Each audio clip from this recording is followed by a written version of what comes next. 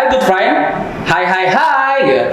Kali ini kita akan bicarakan mengenai bisnis yang wow, cukup lagi booming ya. Bahkan lagi booming dan makin booming.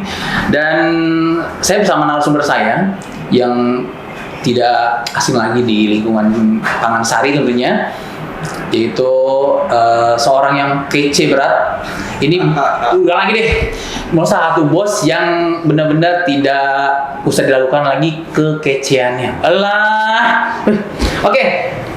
Mari kita mulai dengan Let's Talk with Business Talk. Kali ini kita bersama dengan Pak Erwin Sudarmin. Mungkin saya nggak harus menjelaskan siapa beliau, biar beliau langsung yang menjelaskan siapa sih dirinya itu. Ya, apa? Boleh. Selamat datang Pak Erwin bersama saya. Terima kasih telah menyempatkan waktu untuk berbincang. Kita ngobrol mungkin yang manis-manis Pak. Siap. Nah, sedikit asin-asin juga boleh. Enak yang asin ya Pak, biar lengkap. Siap. Oke, silakan Pak. Oke, jadi tadi temanya kan bisnis talk ya. Yes. Kita ngomong bisnis ya. Bisnis, kalau kita ngomong bisnis, sesuatu harus ada return money-nya, harus ada duitnya. Ya, jadi harus ada benefitnya. Harus itu benefit berupa duit atau mungkin bukan duit juga. Oke. Oke, jadi saya akan memperkenalkan diri adalah segala sesuatu urusan bisnis. Ya, mungkin sudah disebut tadi dengan Mas Hatta. Terima kasih waktunya Mas Hatta. Nama saya Erwin, jadi Erwin Sudarmin, salah satu adalah member di Pangan Sari, di Pangan Sari Group. Jadi kita juga, Pangan Sari adalah salah satu anak perusahaan dari Media Group sendiri. Oke. Saya lahir udah tua banget sih sebenarnya, nggak usah disebutkan umurnya, tapi sudah kadaluarsa. Ya. Nggak mungkin Pak. Dari casingnya saya ragukan. Oh, itu kan mungkin perawatan kali ya. Jadi perawatan bukan hanya untuk wanita ya Pak? Itu sama, itu semua orang perlu perawatan. Ya, perawatan kulit, perawatan muka, perawatan mental sekarang. Iya, perawatan karakter itu paling penting itu sekarang. Ya. Saya agak mental gimana gitu Pak? Iya. Kalau ngomongin background, saya itu lama adalah di hospitality. Oke. Jadi lebih experience, mungkin punya skill adalah di services. Ya. Saya lama bergerak atau bekerja di sebuah hotel. Ya, lumayan, itu udah mungkin lebih dari 20 tahun. Jadi mulai posisi dulu yang paling bawah, ya, sampai paling atas udah biasa. Tapi intinya kita fokus di hospitality. Jadi hospitality industry lebih menekankan daripada pelayanan atau services. Kalau kita kembali di Pangan Sari juga sama. Jadi Pangan Sari adalah di sini adalah food industry, ya itu produksinya. Tapi yang kita jual bukan produknya saja, tapi kita jual juga servisnya juga. Jadi dengan saya bergabung dengan Pangan Sari itu kami bisa menggunakan ilmu yang kita punya. Kita bisa menggunakan atau implementasikan atau kita bisa share ya ilmu kita dapat dari luar. Kira-kira gitu backgroundnya. Oh, oke. Berarti nggak salah nih, saya mengundang narasumber. Wow, minum boleh ya? Silakan Pak. Ini buat Bapak loh. Siap. Kurang? Silakan Pak. Ini lebih segar Pak. Siap. Ini kalau minum ini kayak minum saya loh Pak. Maaf, good friend ya, maaf ya. Karena Pak Erwin ini salah satu pimpinan yang saya idolakan juga, karena beliau ini asik banget orangnya dan anak muda banget, walaupun beliau bilang umurnya sudah nggak muda lagi Pak, jangan kadaluarsa dong, kayak makanannya expired. Enggak, tapi tampilannya kece banget gitu. Siap. Oke Pak, kenapa ini Pak, kan bukan bisnis ya, mungkin benar-benar kita spesifikasi dengan coffee shop. Oh, coffee ya. Ya, kita tahu Pak, semakin kesini makin banyak nih coffee shop yang berdiri. Iya. Ya, mulai dari yang pinggiran sampai menambah dari mall ke kantoran. Betul. Nah, Bapak sendiri melihatnya bagaimana sih Pak dengan tren seperti ini? Satu, kalau lihat itu memang bagus, tapi juga ada minus dan plusnya sendiri. Bagus dalam arti bahwa ternyata yang dulunya kopi itu adalah sebagai minuman biasa. Kopi, kalau kita di kampung kita bikin kopi itu kita minum sendiri. Iya. Intinya orang mencoba variasi beberapa kopi, menjadi habit, menjadi hobi, dan sekarang menjadi bisnis. Jadi intinya dengan maraknya bisnis kopi, jadi semua orang punya kesempatan, semua peluang untuk bisa membuat bisnis sendiri. Itu bagus, bagus sekali. Tapi kita lihat, mungkin 2 tahun terakhir kita lihat bahwa karena pandemik ya itu kan challenge sekali. Yang akan bagus, yang akan bisa survive, yang akan larinya cepat adalah kalau kita ngomongin kafe adalah kafe-kafe yang masih buka. Kenapa? Jadi dia bisa melewati fase. Jadi dulu waktu booming dia tahu strateginya gimana supaya dia bisa sistemnya gimana. Pandemi dia mutar otak ya untuk bisa sistem itu gimana. Intinya masih pandemi masih bisa, ya kan? Ya, saya yakin setelah pandemi itu akan lebih bagus banget. Walaupun sekarang kalau kita lihat dari kecil atau mungkin dari besar, even kalau kita ngomongin brand yang paling besar internasional juga, itu banyak yang dari dulu berapa ratusan gerai sekarang menjadi puluhan, mungkin puluhan menjadi satu. Intinya yang kecil-kecil mungkin mati semuanya. Nah itu dia yang saya pengen tahu nih Pak, dari banyak pebisnis atau pemula bisnis yang mau buka coffee shop itu, strategi apa sih mereka gunakan untuk bisa mengembangkan lagi coffee shopnya? Itu satu Pak. Kedua, menyangkut yang tadi bahwa bilang banyak coffee shop yang ya pasti pandemi gini deh, pas pandemi, mereka harus bisa strateginya apa? Dan satu kedua, lokasi pasti harus tentukan Pak. Itu dia dari apa sih yang harus di apa ya mereka presentasikan atau mereka buat sedemikian rupa agar bisnis mereka bisa bertahan. Ya, gitu. Kalau kita lihat ini masalah strategi, masalah marketingnya sendiri. Satu bahwa mereka sebenarnya kalau bisnis kopi itu kan memang dari hobi ya, dari passion. Otomatis pertama kita bukan ngomongin produk dulu ya, kita ngomong produk harus bagus. Dan yakin semua kopi produknya juga bagus, tapi juga ada yang collab juga sama aja. Yang kedua yang paling penting sebenarnya adalah masalah human resources, masalah employee, masalah karyawan. Itu yang paling penting. Jadi mindsetnya karyawan sendiri, bagaimana jadi karyawan yang bawah sampai di atas itu mindsetnya sama, goalnya sama. Contoh, kalau kita ngomongin kafe jualan apa? Produk sama kita, kopi. Kopi paling Arabica, Robusta. Cuma certain people saja dia benar-benar maniak kopi. Tapi dalam overall kebanyakan orang itu adalah minum kopi, ya dia bisa merasa nyaman, dia bisa merasa engage, dia adalah punya experience yang beda. Karena ingat sekarang, kopi ini adalah rumah ketiga. Rumah pertama adalah rumah kita sendiri. Rumah kedua, kantor. Rumah ketiga, coffee shop. Itu. Jadi kan kenyamanan. Benar. Kenyamanan itu tentukan dari mana? Ya, tentukan dari karyawan sendiri. Jadi karyawan itu adalah sebenarnya aset yang paling penting. Kenapa? Kalau kita punya karyawan bagus, kita bisa ngobrol kayak gini.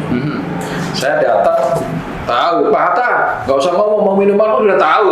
Iya Pak Hatta tadi adalah misalnya cappuccino, es cappuccino sudah pasti nggak usah pesen langsung ya Pak. Tahu. Gimana perasaan? Senang dong. Merasa sesuatu yang wow. Padahal small thing tuh. Sama juga. Saya tuh Erwin datang tahu sudah tahu kopi logi panas sudah ada.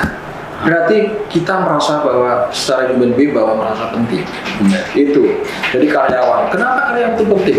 Dia lebih tahu karakternya para klien kita sendiri, customer. Karena bukan langsung. Benar. Dia sukanya si A, sukanya ini, si B sukanya ini, si C gak suka ini, si D sukanya musiknya blues, something like itu. Jadi karyawan itu penting. Ya, itu secara service. Karena kita jualan service tuh. Intinya bukan jualan produk lagi. Produk itu adalah cuman main cost-nya saja, tapi gimmicknya adalah service-nya. Produk bagus, service yang bagus aja ya Pak. Iya. Jadi waktu bilang kita harus dibuat nyaman. Kalau kita ngomongin karyawan penting, itu adalah masalah service ya. Tapi tentu kalau kita ngomongin masalah kafe, barista ya harus jagoan bikin kopi.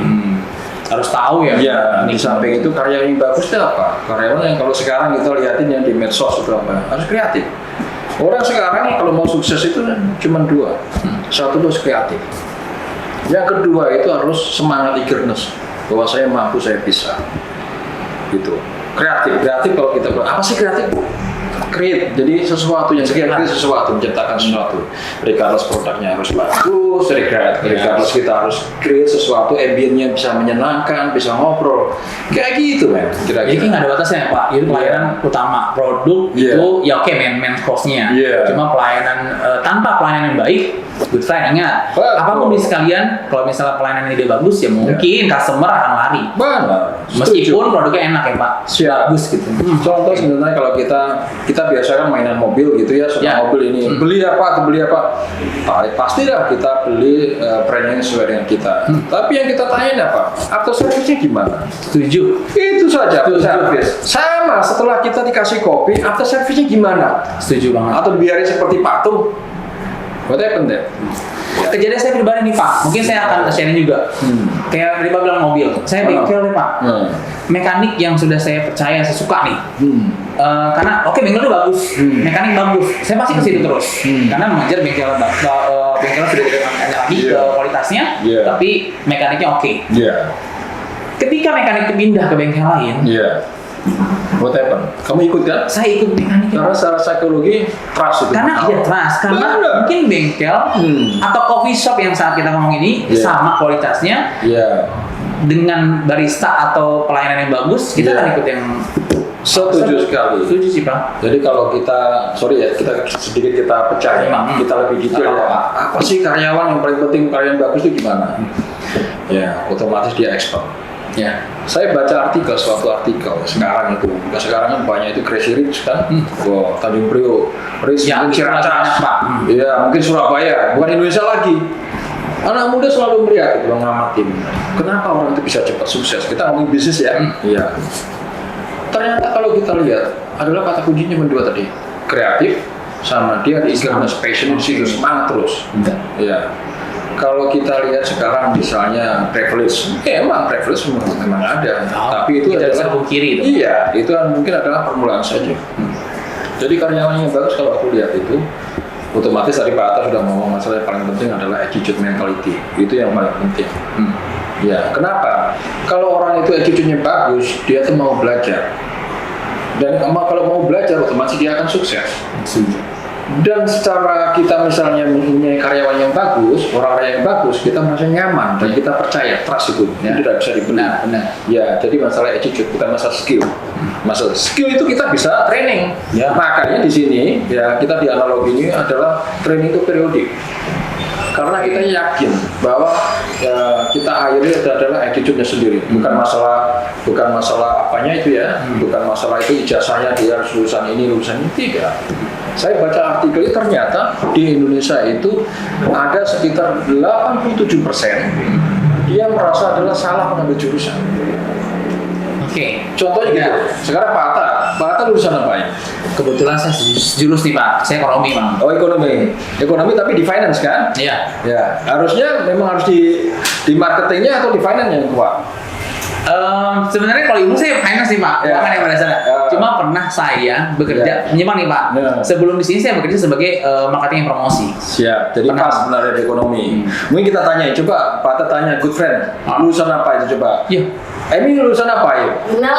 Jurnalis. Sekarang kerjanya apa? Digital marketing. Nyambung nggak? Agak menyimpang kan? Ada menyimpang lah, menyimpang sedikit. Gitu. Sekarang Bang Tommy tanya, Bang Tommy lulusan apa? Pariwisata sama komunikasi. Kerjanya apa sekarang? Digital marketing. Si Wahyu? IT Pak. IT. Jadi itu benar data menunjukkan bahwa 87% itu adalah orang merasa lulusannya salah ambil jurusan. Iya. Tapi apakah dia nggak sukses? Sudah sukses. Belum tentu. Iya. Nah, tadi Bapak bilang orang bisa sukses itu dari dia creativity, kedua passionnya. Benar. Nah, walaupun kan tidak dilihat dari jurusannya apa sih? Betul. Tidak kan? Jadi bisnis itu tidak selalu sesuai dengan jurusan kita. Passion kita apa? Ya good friend, mungkin good friend punya passion apa? Kembangkan. Gitu. Setuju. Kalau kita ngomongin bisnis tadi, supaya bisa sukses itu gimana kan ya? Ini kita nyambung kayaknya seperti ya. Sekarang itu sebenarnya tidak ada sesuatu yang tidak bisa kalau saya lihat. Cuma karena malas saja. Orang nggak bisa itu bukan karena dia nggak mau belajar, karena malas. Lihat ini. Di sini kamu mau cari apa? A, B, C, jodoh. Ya jodoh mau kawin 2-3 kali ada men. Mau utang ada. ada. Jangan utang, Pak. Mau jadi broker juga bisa, men. Jadi semua sudah terbantu dengan teknologi sekarang.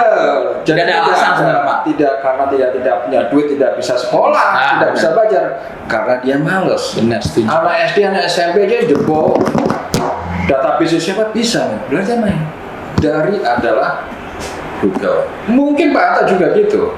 Pelajaran situ, Mbak Emi, tadi Mas Tommy, mungkin belajar masalah digital marketing mungkin bukan dari sekolahan, men. Benar. Mungkin adalah dari Google. Ya, Nah, dan itu. dia yang suka untuk mencari sesuatu karena yang baru. Exactly. Setuju banget, Pak. Ya, jadi kalau tadi kita kembali masalah kreativitas, kita dari situ. People tadi adalah good people-nya adalah di situ. Dan adalah leadership dari orang sendiri. Attitude ya, Pak. Betul. Penting. Kalau misalnya dengan Pak Sari, kita dari Pak Sari. So, paling ada pertanyaan masalah itu juga itu kan. Nah, gini loh Pak, sebentar. Iya. Kan tadi Pak bilang strategi yang bagus juga diperlukan dalam bisnis. Nah, contoh nih Pak, Iya. Pak Ansari kan sudah punya coffee shop sendiri ya. Betul. Analogi, Iya. enak loh. Iya, analogi betul, analogi. Kita tahu dong Pak, analogi ini grupnya Pak Ansari. Dan kita juga semua tahu Pak Ansari grupnya Media Group. Nah, Betul. tidak dibungkiri lagi sebenarnya untuk promosi si coffee shop itu sudah terbantu dengan kita punya grup yang besar. Betul. Dari privilege tadi Pak. Betul. Nah, ini Bapak melihatnya dari sisi ini apakah cukup benar-benar penting Iya. dalam pengembangan bisnis Iya. dan membantu untuk memperkenalkan keluar gitu. Sangat sih, sangat membantu. Jadi kalau kita ngomongin privilege, itu tergantung bagaimana privilege itu benar-benar dikemas, digunakan semestinya. Iya, itu akan sangat membantu. Tapi sebenarnya privilege itu cuma permulaan saja. Nah, menurut saya permulaan saja, bukan seterusnya. Contoh sekarang itu, anaknya Pulau Merak yang sukses banyak ya?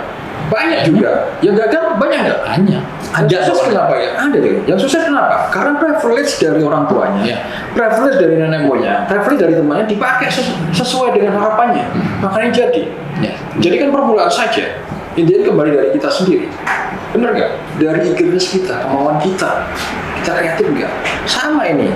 Yang gagal, privilege sudah ada, tapi nggak dimanfaatkan privilege-nya, men. Oke. Ya, gagal juga. Contoh sekarang di sini. Analogi dengan grupnya Media Group, otomatis akan cepat terkenal. Branding akan cepat sekali, ya kan. Tapi juga harus diikutin bahwa di situ kalau kita ngomongin strategi adalah internal dan eksternal. Internal sendiri kita harus kreatif dengan produk tadi. Kembali ke kreatif tadi. Sekarang ini zamannya digital ya. Jadi kreatif itu adalah paling penting. Ya, walaupun kita punya privilege yang begitu tinggi, tapi kalau kita nggak kreatif, nggak dilihat orang. Gitu. Dan setuju Pak, karena privilege ada, kita tidak kreatif, tidak bisa Iya. mengembangkan, Betul. apalagi menjaga Pak, menjaga Iya. kualitas Iya. produk Iya. maupun SDM-nya Iya. cuma gitu loh. Iya. Karena ya orang-orang atau customer akan melihat apa sih yang diberikan. Oke, gue akan membeli Betul. produk apapun yang dijual, tapi apakah bisa memuaskan gue gitu? Iya. Seperti itu kan Pak. Benar. Apakah bisa buat gue senang, bagus nih produknya, Iya. enak nih produknya. Iya. Seperti itu kan. Jadi Iya. privilege berarti penting ya Pak. Di Penting, awal, tapi tidak penting, ya. tidak paling penting. Tapi juga diikuti dengan tadi Iya. kreativitas kita, Benar. bertahannya kualitas Iya, seperti betul. itu. Oke. Sekolah itu penting, men, tapi bukan yang terpenting. Sama gitu. Jadi karena dengan bukti 87% ternyata semuanya ngambil Salah jurusan. Tapi apakah sekolah Tidak juga menjamin penting? Iya, lulusan sekolah mereka. penting. Betul. Jadi di mana bahwa privilege itu memang kita manfaatkan sesuai dengan kaidahnya. Tapi dalam arti adalah positif. Itu kita. Tadi Pak Atta kan bagaimana strategi kedepannya ya? Tanya gitu ya. Enggak, strategi juga ke depan udah Bapak jawab bahwa strategi coffee shop itu ya tadi kreativitas dan semangat. Iya. Utama. Jadi sebenarnya kalau kita ngomong secara global, ya secara strategi internal, jadi kita tuh pengen produk-produk baru, kita tuh pengen create. Karena kita itu punya good people, di situ akan banyak produk-produk yang baru. Eksternalnya, sementara ini kan analogi banyak sebenarnya di site, di project-project Panasari. Iya. Yang Pak Atta tahu sendiri ya, Iya. setiap project itu selalu ada produknya adalah analogi. Ya, sekarang kita akan bawa ke downtown, ke kota. Jadi tidak di site saja, tapi setiap kota itu ada analogi. Kita pengen sharing bahwa produk-produknya analogi itu bagus, bisa dinikmati di site. Tapi orang-orang kalau dia turun pas liburan, dia juga bisa nikmati di situ. Itu salah strateginya. Someday, ya, otomatis kita pengen ya akuisisi. Pengen kita, kafe-kafe kecil pengen akuisisi. Kita pengen gitu, kita branding bareng-bareng. Kita pengen kerja bareng sama kafe-kafe yang lain. Iya. Sekarang memang analogi bahwa kita adalah sekarang ini dalam arti kita itu harus menjaga diri supaya kita ada collab dengan situasi kayak gini tetap kita survive. Iya kan? Tapi ke depannya kita pengen akuisisi, kita pengen punya banyak. Melebarkan sayap ya Pak. Benar. Karena memang lihat dari segi dari era sekarang nih Pak, kita butuh seperti itu. Karena kalau misalnya tidak melakukan akuisisi atau misalnya kayak buka franchise itu, nah franchise itu penting misalnya untuk membantu pengembangan bisnis kita. Contoh ada coffee shop lain yang kita tahu dengan nama-nama brandnya masing-masing, mereka makin besar karena apa? Mereka buka franchise. Nah, mungkin kedepannya analogi akan bisa melakukan hal tersebut ya Pak. Benar. Kalau kita ngomongin masalah privilege ya, kita media group itu kan besar. Jadi kita pengen sebenarnya bukan ngomong masalah bisnis saja, tapi secara sosial kita juga bagus. Karena kan Pak Ansari terkenal dengan UMKM kan ya. Jadi didikan UMKM itu menghasilkan hasil yang bagus. Artinya bahwa masyarakat menengah ke bawah itu adalah juga sama, punya kesempatan yang sama. Jadi kita itu pengen juga branding bareng-bareng. Jadi kita tuh pengen sampai begitu ekonomi sudah bagus, pengen kita akuisisi, kita pengen kerja bareng sama itu. Mungkin dia jago dalam arti produknya, tapi mungkin kemasannya, mungkin marketingnya, mungkin brandingnya kan juga kurang. Jadi kalau kita kolaborasi akan bagus tuh, akan bagus ya. Jadi bukan kita egois, tapi UMKM juga, kita juga happy, sama-sama happy. Nah, jadi itu akan bagus. Ya, kita kerjasama dengan misalnya adalah pengelola kopi, kebun kopi. Ini sekarang tani itu kita kerjasama salah satunya di Garut itu di Papandayan. Adalah petani kopi. Itu bagus ya, mulai nanam dia metik sendiri, dijemur sendiri, dipisah-pisah sendiri, roasting sendiri, produknya ini kita ambil. Nah, berarti terbukti Pak Ansari juga mulai ke situ Pak. Bukan analogi aja sih, dari Pak Ansari juga sudah melakukan CSR ya Pak. Yang kita melibatkan ekonomi daerah atau UMKM daerah kita libatkan. Nah, analogi juga punya visi misi ke situ sangat bagus. Jadi manfaatnya apa sih buat masyarakat coffee shop yang kita dirikan ini? Betul. Banyak ternyata. Betul. Setuju banget Pak. Gitu. Kalau kita ngomong ya, bisnis itu bukan orientasinya bukan duit saja, tapi kita harus ada ibadah dan sosialnya. Dan insya Allah itu kembalinya akan bagus nih. Nah, jadi ada itu. Manfaatnya apa sih buat masyarakat? Gitu. Iya. Bukan semata-mata kita mengejar money loh, good friend. Memang bisnis identik dengan money, uang. Tidak pungkiri. Tapi manfaat apa sih kita berikan buat masyarakat sekitar kita atau keluarga minimal pasti ada. Itu jadi penting juga untuk dipikirkan ya Pak. Pak Erwin, kan kita tahu nih coffee shop ini sekarang banyak yang membuat atau mendirikan coffee shop oleh anak-anak milenial, generasi milenial seperti saya lah. Siap. Oke ya. Nah, kita pengen tahu Pak, bagaimana struktur karyawan yang bagus yang tepat untuk memulai coffee shop itu sendiri.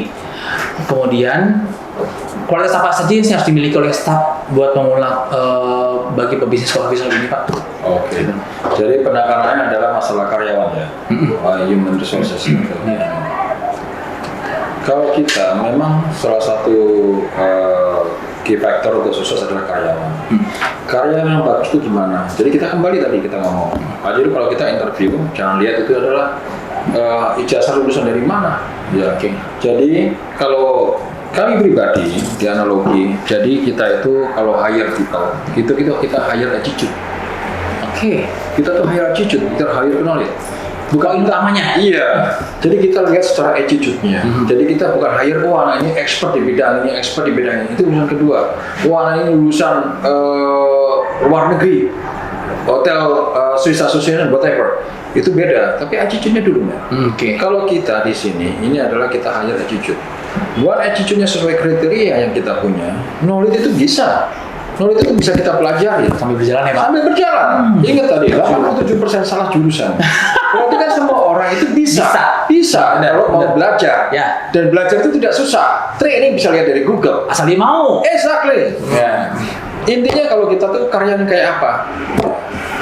Kalau kita buka kafe otomatis lah harus tahu otomatis jagonya. Jadi kalau saya interview biasanya saya tanya, kamu bisa nggak ngerjain ini?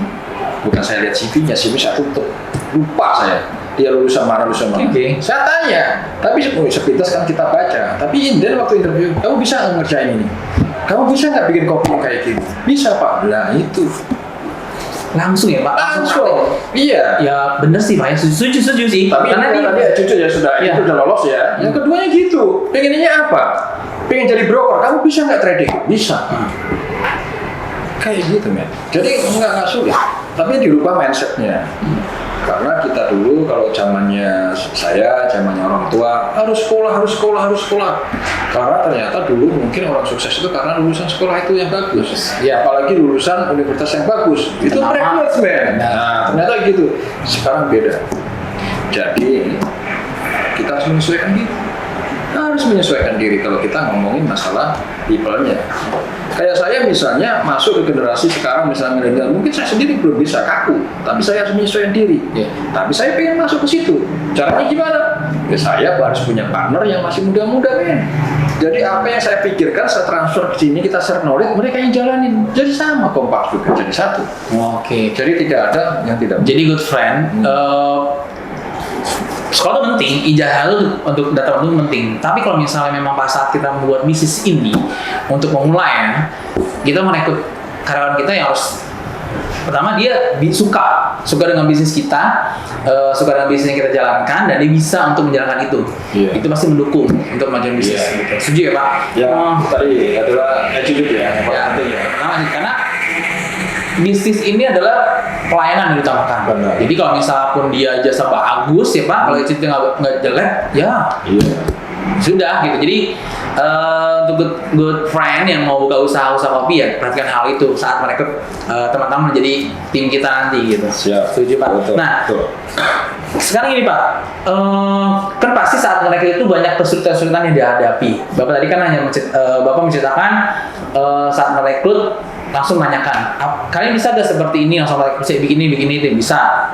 Tapi ada dong Pak saat kita jalan tuh nggak mulus saat mencari orang-orang yang bisa ada mau belajar bersama kita mendirikan bisnis yang kita bangun. Itu kesulitan apa yang dihadapi biasanya untuk pemula-pemula Pak? Ya, untuk pemula ya pertama kan tadi kalau kita pilih orang masalah attitude kita lihat dulu. Habis itu masalah background itu kita ya penting tapi tidak terpenting. Kalau kita yakin dengan orang yang kita pilih attitude-nya bagus, otomatis training ya. Paling penting itu training.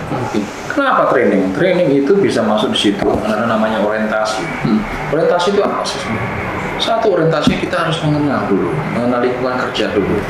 Lingkungan kerjanya, termasuk orang-orangnya, termasuk tempat-tempatnya, termasuk SOP, termasuk aturan perusahaan. Jadi orientasi itu penting. Bukan masuk orientasi, habis itu adalah ke training. Apa yang kita mau anak itu, tapi kita harus arahkan. Tidak susah, tapi kita harus spend waktu untuk sharing ilmu. Tidak boleh pelit. Ya, pengalaman kita bisa, tapi apakah kita bisa masuk ke attitude-nya, culture-nya milenial? Mungkin belum bisa. Mungkin anak ini yang kita hire lebih jago. Jadi selalu orang itu punya strength sama weakness masing-masing. Ya. Kita punya experience, ya kita training, Sharing. kita share gitu. India kalau dia sukses, perusahaan kita yang sukses. Yang suka siapa? Kita suka, anak ini juga suka. Itu. Berarti sebenarnya good friend, kesulitan itu bisa kita minimize dengan tadi gitu. Kita tahu, kita rekrut ya siapapun yang mau bergabung dengan bisnis kita, silakan kita ajak bergabung asal tadi dia itu bagus, ada passionnya, dia mau berkembang ya. Mungkin tidak ada kesulitan gitu. Oke Pak. Nah, training itu perlu. ketika menjalankan bisnis ini Pak, kita tahu semua bisnis kopi ini ya harus mengerti tentang pengetahuan kopi minimal ya Pak gitu. Betul. Dan dia tahu sumbernya dari mana. Betul. Nah, menurut Bapak sendiri strategi apa yang harus diambil oleh pemula untuk membuka bisnis ini tentang pengetahuan tersebut Pak? Pemula tuh bisa banyak kesempatan sebenarnya. Kalau sebagai pemula, kalau dia takut fail, dia bisa kerja sama kita. Dalam arti sebagai manajemennya. Ya itu bisa. Jadi kita bisa fasilitasi dan kita bisa sharing knowledge itu bisa. Tapi kalau misalnya kalau mereka takut ya supaya gagal, yang apa yang dia harus tahu dan dia pengen tahu. Kalau apapun yang kita cari di Google ada. Di Google tuh ada. Tapi kalau langsung praktek atau pengen langsung terjun ke bisnis, kalau kamu mulai takut adalah dia harus branding dulu, dia harus kolaborasi. Kolaborasi sekarang nggak bisa sendiri. Tangan Sari juga kolaborasi sama banyak. Analogi kolaborasi juga banyak. Kita nggak bisa main sendiri. Saya pengen nembak dia biar mati. Saya pengen nembak dia bisnis biar kolek. Nggak mungkin. Kolaborasi. Ya. Dengan kolaborasi ini kita semakin kuat, ya kan? In the end pasarnya juga semakin besar. In the end win-win solution. Dia happy, kita happy. Banyak orang happy. Sosialnya dapat. Kolaborasi. Kalau takut misalnya pemula harus kolaborasi. Mereka harus kolaborasi sama teman. Kolaborasi yang sudah punya nama, kolaborasi sama expert itu lebih bagus. Lebih cepat ya, Pak? Iya. Dan sekarang banyak yang mau lah. Sekarang jiwa bisnis itu ada, tapi sosialnya juga bagus. Dengan kolaborasi sekarang, nggak usah takut. Nah, bagaimana nih Pak? Misal pemula itu dia oke, kolaborasi dengan yang sudah ada. Terkadang Iya. privilege atau koneksi Iya. ke coffee shop yang sudah lama atau sudah Iya. berdiri itu tidak ada gitu loh. Koneksinya. Nah, Iya. nah dia pengen mulai sendiri. Iya. Mulai sendiri. Nah, pasti banyak kesulitan yang dihadapi yang pemula ini untuk mendirikan coffee shop. Nah, Betul. strategi tadi apakah cukup kita belajar dari coffee shop yang ada, kita pelajari secara seksama bisa gitu, pelajari langsung kita melihat datang balik ke coffee shopnya, atau hanya cukup di internet atau bagaimana begitu Pak? Ya, jadi kalau pemula itu ada yang punya modal besar, ada yang modalnya pas-pasan, atau mungkin modalnya macam-macam ya Pak? Macam-macam. Tapi kalau dia memang insist bahwa dia passionnya pengen bisnis kopi atau buka kafe, ada satu jalan. Dia bisa dalam arti kolaborasi tadi. Jadi semua produk dari kafe yang besar dia berusaha sendiri. Itu modalnya kecil. Atau mungkin dia adalah manual. Mesin kopi yang kalau bisnis kopi, kafe shop kan mesin kopinya yang bagus kan mahal juga. Dia nggak perlu mesin gitu. Dia manual brew atau kopi to brew kayak gitu. Tapi dia punya harus kreatif tadi.